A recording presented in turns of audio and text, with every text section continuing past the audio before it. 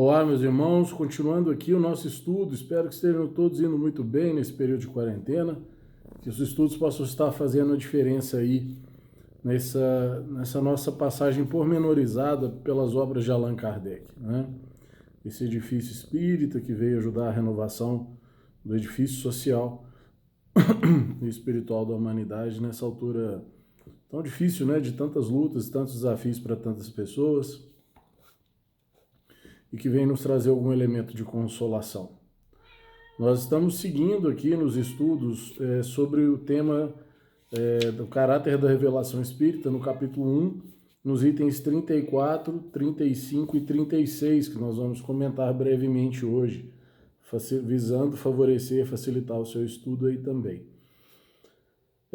O Kardec vai desenvolver a ideia da pluralidade das existências, dizendo que o Cristo foi um tema que ele não desenvolveu muito na sua época e que hoje o Espiritismo consegue avançar, né, na demonstração da reencarnação como uma lei biológica natural, não apenas um elemento de crença, para conseguir explicar certas aparentes anomalias da vida humana, né, como são os casos de diferenças de posição social, as mortes prematuras, a desigualdade de aptidões intelectuais e morais, né? São alguns pontos que trazem conflitos, inclusive, para o universo da própria fé de muitos indivíduos.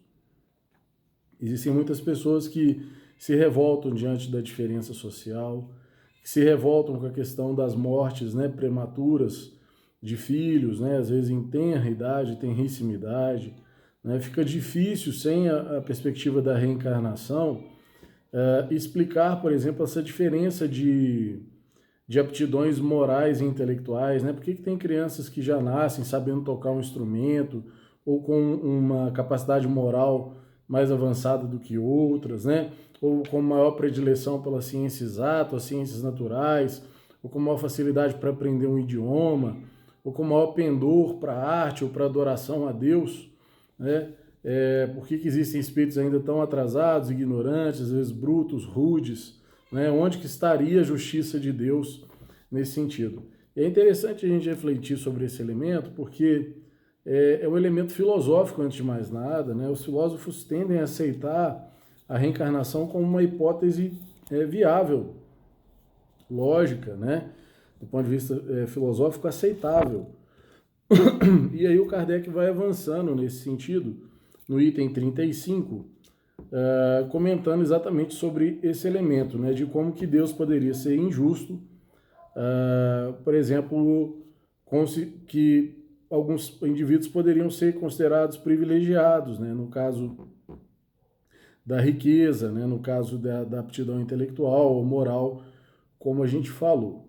E nesse item 35, ele ainda vai resgatar um elemento que eu acho muito importante, que é o elemento da fraternidade, que é a solidez dos laços de família, né?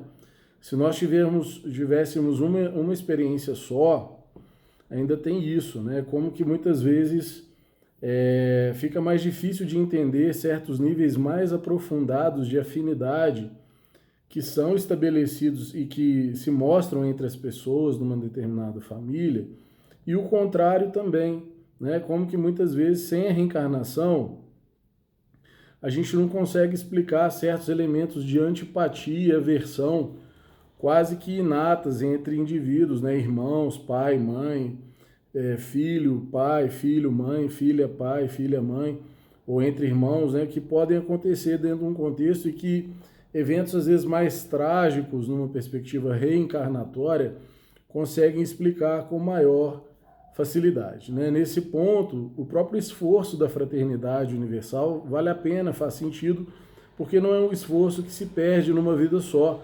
Pelo contrário, ele tem a possibilidade de estar cada vez mais forte ao longo das próprias encarnações do sujeito.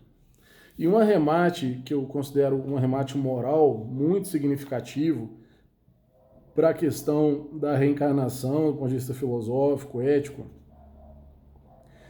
é a questão do preconceito, né? Eu acredito que o espírito da reencarnação, a ideia da reencarnação, ela consegue extirpar na raiz o preconceito, e o Kardec vai falar disso no item 36, na medida em que ele fala, né, que a gente consegue entender que o espírito pode nascer rico ou pobre, capitalista ou proletário, chefe ou subordinado, livre ou escravo, homem ou mulher. Tem um gatinho aqui querendo participar do estudo.